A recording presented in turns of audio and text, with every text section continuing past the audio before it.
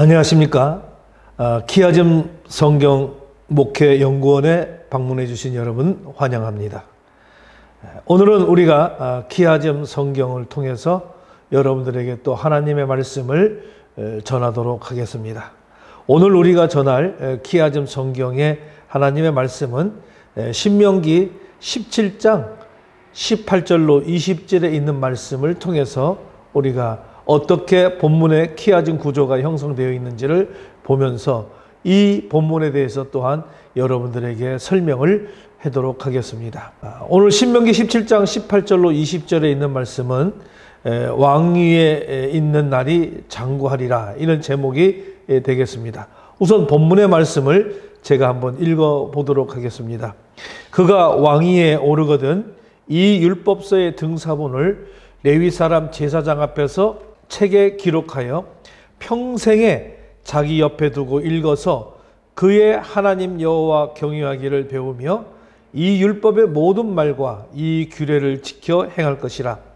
그리하면 그의 마음이 그의 형제 위에 교만하지 아니하고 이 명령에서 떠나 좌로나 우로나 치우치지 아니하리니 이스라엘 중에서 그와 그의 자손이 왕위에 있는 날이 장구하리라.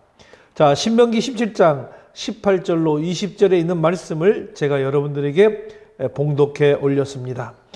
오늘 본문에 보게 되면 제가 노란색으로 글씨를 표현하고 거기다가 밑줄을 그어놓은 그런 상황들을 볼 수가 있겠습니다.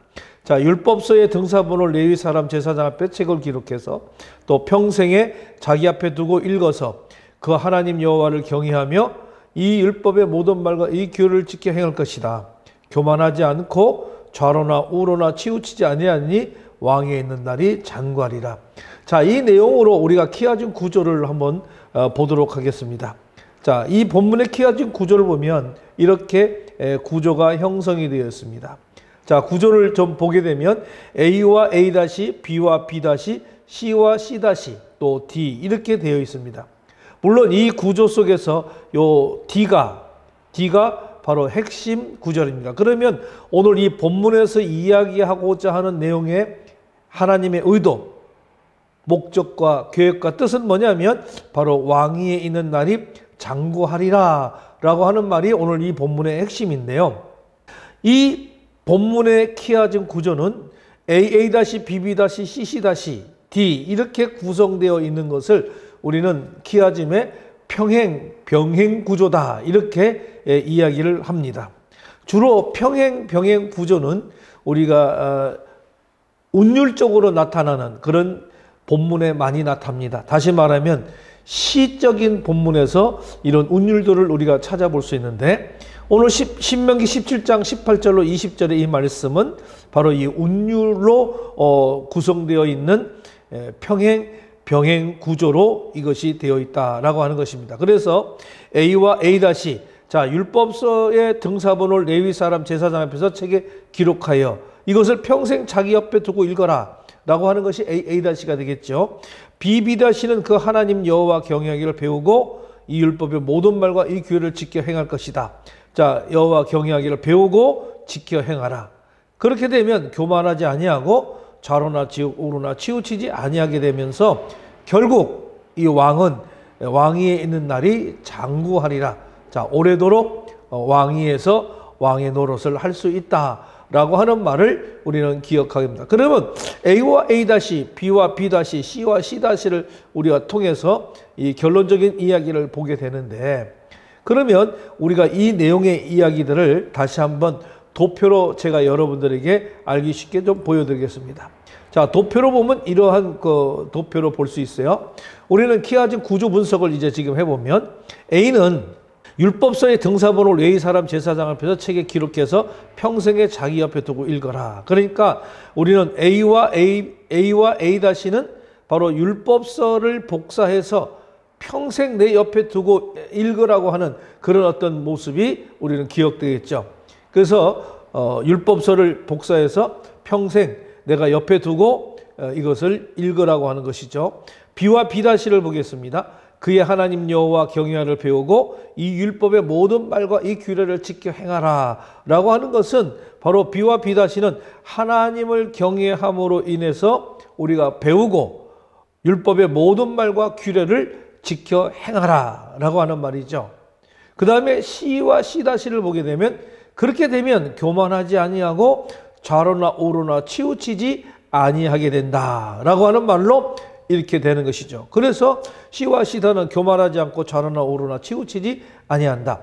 자, 다시 말씀드리면 그렇죠. A와 A-는 하나님의 말씀을 잘 묵상하고 이 말씀을 내가 잘 기억해 가면 하나님의 여호와를 경외하는 것을 배우게 되는 것이고 또 이 율법의 말과 규례를 내가 다 지켜 행하면은 결국 우리는 교만하지 아니하고 좌로나 우로나 치우치지 않는 그런 어떤 모습이 된다. 그러므로 결국에는 뭐예요? 왕위에 있는 날이 장구하리라 이렇게 이야기를 해주고 있는 모습을 우리는 볼 수가 있습니다. 자, 이 말씀은 뭡니까? 이스라엘 왕위에 오른 사람은 바로 율법서를 등사해서 평생에 자기 옆에 두고 읽으라고 그렇게 말씀하시는 것이죠. 이것을 우리가 달리 말하면 뭐라고 그러냐?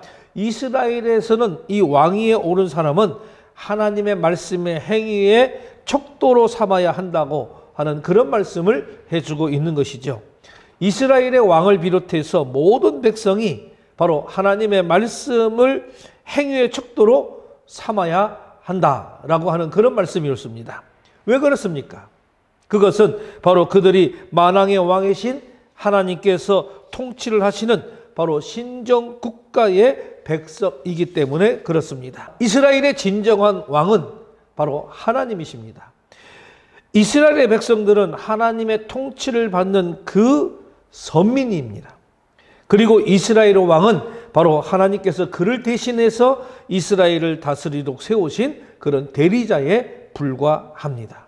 그러므로 이 이스라엘의 왕을 비롯해서 모든 백성은 하나님의 말씀을 그 행위의 척도로 삼는 것이 바로 당연한 일이라고 말씀을 드릴 수가 있는 것이죠. 오늘날 우리 하나님의 선민인 이 성도들도 바로 하나님의 말씀의 행위를 척도로 삼아서 그 말씀에 따라서 우리는 행동을 해야 합니다.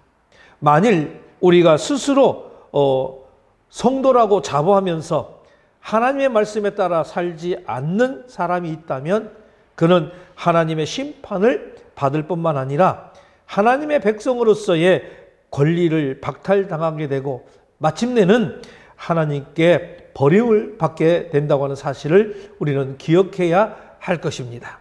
시편 119편 9절의 말씀에는 이런 말씀이 기록되어 있습니다. 청년이 무엇으로 그 행실을 깨끗하게 하리까? 주의 말씀만 지킬 따름이다. 이렇게 우리들에게 교훈해 주고 있습니다. 예레미야서 7장 23절의 말씀을 저희가 한 번 더 추천해 본다면 이 말씀 속에서는 오직 내가 이것을 그들에게 명령하여 이르기를 너희는 내 목소리를 들어라. 그리하면 나는 너희의 하나님이 되겠고 또 너희를 내 백성이 되리라.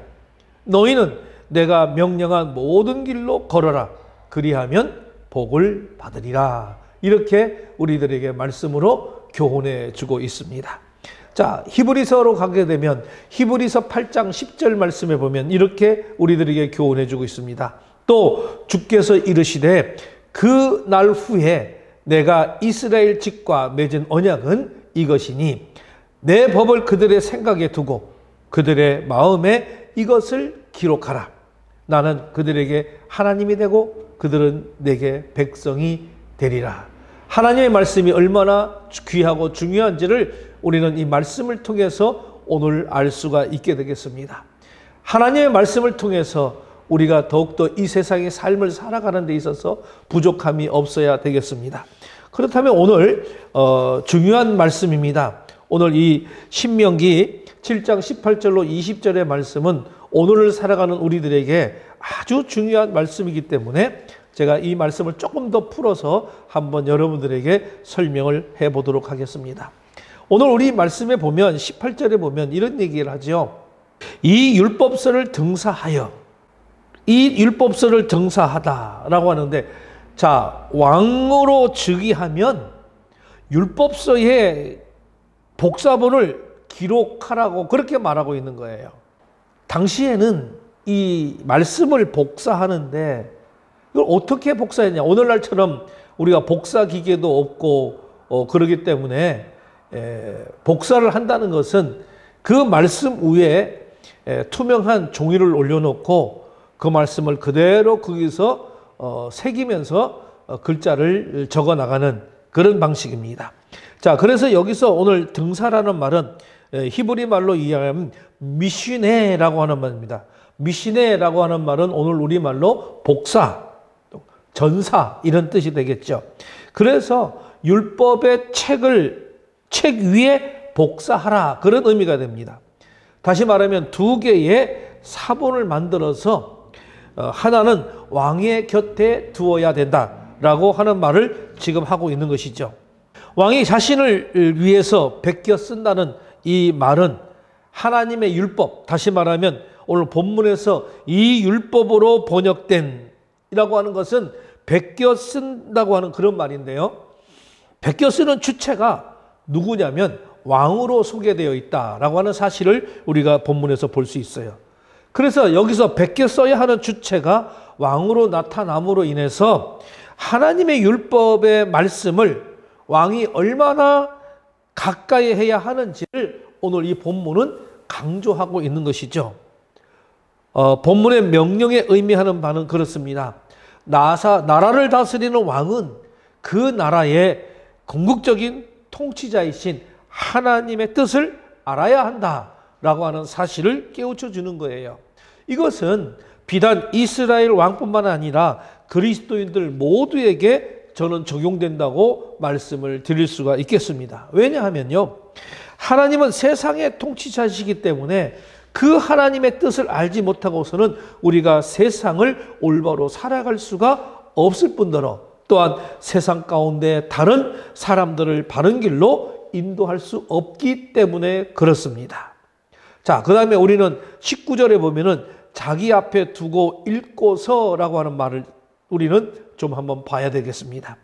하나님의 율법이 왕의 옆에 있어야 함을 지금 명령하고 있는 것이죠. 뭐냐면 율법책을 항상 내 옆에 둠으로 인해서 왕 자신이 율법대로 살고 있는지 자기는 항상 자기가 점검해야 한다고 하는 것을 보여주는 그런 내용이 되겠습니다. 왕은 자기가 베껴 써서 그 사본을 만들어서 항상 자기 옆에 성경 말씀을 두고 자기가 정치를 하면서 항상 나는 이 말씀에 위배된 정치를 하지 않았는가? 왕의 삶이 성경적인 삶이었는가? 모든 면에서 바로 이 성경의 기준이 되어야 된다고 하는 것을 우리들에게 보여주고 있습니다. 오늘날 우리 지도자들은 이것을 잘 새겨 들어야 될 줄로 믿습니다. 목회자는 항상 옆에 손에서 성경이 떠나지 않아야 합니다. 이거는 성도들도 마찬가지예요. 우리 손에서는 성경이 떠나지 않아야 합니다. 또 바라옵것은 나라와 민족을 위해서 애쓰는 모든 지도자들도 바로 하나님의 말씀을 묵상하고 말씀의 뜻에 따라서 하나님 이 나라와 민족의 지도자들이 되었으면 하는 그런 바람입니다. 자, 그래서 이 자기 옆에서 두고 읽으라고 하는 것은 여기서 읽고서라고 하는 말은 히브리 말로 웨카라보라고 하는 말입니다. 웨카라보라고 하는 말은 큰 소리로 내다 그런 얘기가 되는 거죠. 그러면 여기서 웨카라보라고 하는데 마지막 이 보아라는 뭐뭐 안에라고 하는 뜻이 있어요. 그러면 뭐가 됩니까? 그 안에서 큰 소리를 내다 이런 얘기예요. 그러면 그 안이란 말은 뭡니까? 단지 율법을 소리내어 읽는 것만이 아니라 율법 안에 담겨 있는 의미를 새기면서 적극적으로 묵상하는 모습을 나타내는 것이라고 말씀을 드릴 수가 있어요. 자, 그러니까 다시 말씀을 드린다면 내 옆에 두고서 내가 항상 이 성경의 말씀을 읽는데 이 말씀을 그냥 읽는 것이 아니라 이 말씀의 의미를 새기면서 내가 큰 소리로 이 성경을 읽으라고 하는 것입니다. 말씀을 묵상하면서 소리내어 읽는 것이 얼마나 중요한가를 오늘 이 본문 말씀 속에서 우리는 알아갈 수가 있습니다. 자, 세 번째, 그리하면 그 마음이 그 형제 위에 교만하지 아니하고 이 명령에서 떠나 좌로나 우로나 치우치지 아니한다 그랬습니다. 자, 이 본문은 이스라엘 왕이 항상 율법을 묵상해야만 하는 그 목적을 제시해 주고 있는 것입니다. 어떤 목적이냐? 첫 번째 목적은 바로 교만하지 않도록 하기 위한다라고 하는 것입니다. 두 번째 목적은 뭐냐? 하나님의 명령을 떠나서는 좌로나 우로나 치우치지 않도록 하기 위한 것입니다. 본문은 말씀을 떠난 자가 가질 수밖에 없는 이 두 가지 죄악된 모습을 경고해 주고 있습니다. 하나님의 백성을 다스리는 자가 하나님의 말씀이 없이는 그 백성을 결코 하나님의 길로 다스릴 수가 없다고 하는 것을 알려주고 있는 그런 내용이 되겠습니다. 자, 그 다음에 네 번째를 한번 보게 되면 있는 날이 장구하리라 그렇게 얘기를 했습니다. 여기서 장구한다라고 하는 말은 야아리크라고 하는 말입니다. 이 야아리크란 말은 길다라고 하는 그런 뜻이죠. 길다. 그래서 이것은 왕의 날이 길고 짧은, 다시 말하면 왕 자신이 어떻게 하느냐에 달려 있는 것을 의미하는 것입니다. 그가 말씀을 묵상하고 그 말씀을 따라서 하나님의 백성을 다스려 나간다면 그 왕은 자신이 왕위에 있는 날을 아주 길게 할 수 있겠지만은 그렇지 않으면 왕 위에서 쉬이 물러날 수밖에 없는 것이라고 하는 그런 의미입니다.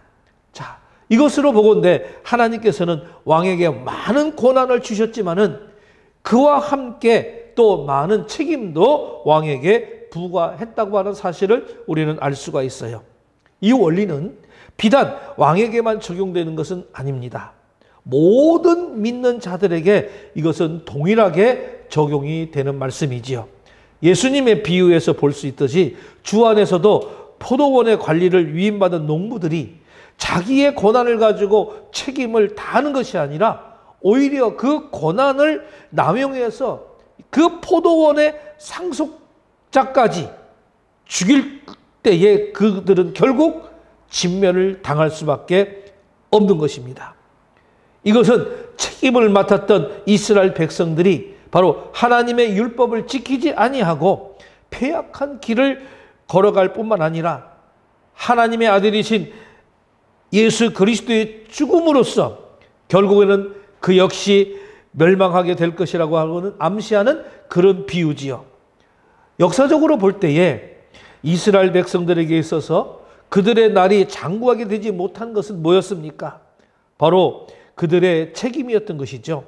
따라서 우리 오늘 그리스도인들에게 영생을 주신 것은 하나님의 전적인 은혜이지만은 그 영생을 얻어 누리느냐, 그렇지 못하느냐는 바로 우리 자신의 전적인 책임을 깨닫고 언제나 하나님 말씀에 의지하여 생명을 더해 주시는 하나님의 은혜 가운데 살아가는 자들이 되어야 할 것입니다. 신약 성경에 베드로전서 1장 23절에서는 이렇게 이야기합니다. 하나님의 말씀은 살아있고 항상 있는 것으로 정의하고 있는 것을 우리는 볼 수가 있죠. 거기서 이렇게 얘기하죠. 너희가 거듭난 것은 썩어질 씨로 된 것이 아니요 썩지 아니할 씨로 된 것이니 살아있고 항상 있는 하나님의 말씀으로 되었느니라. 이렇게 말씀합니다. 여러분, 우리는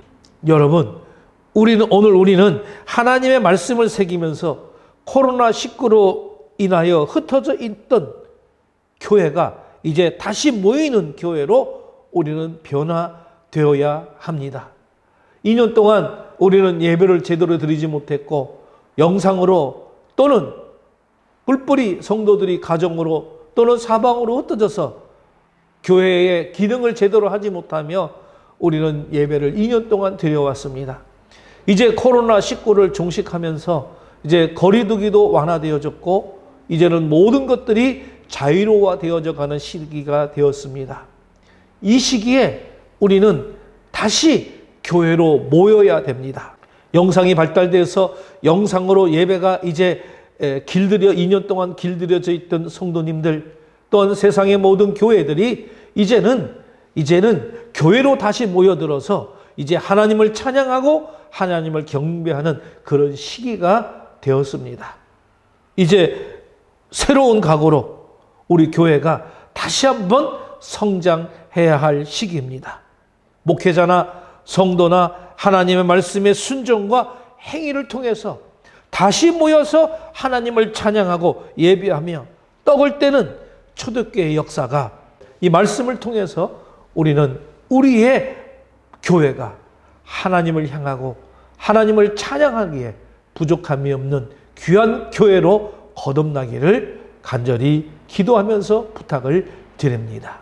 감사합니다.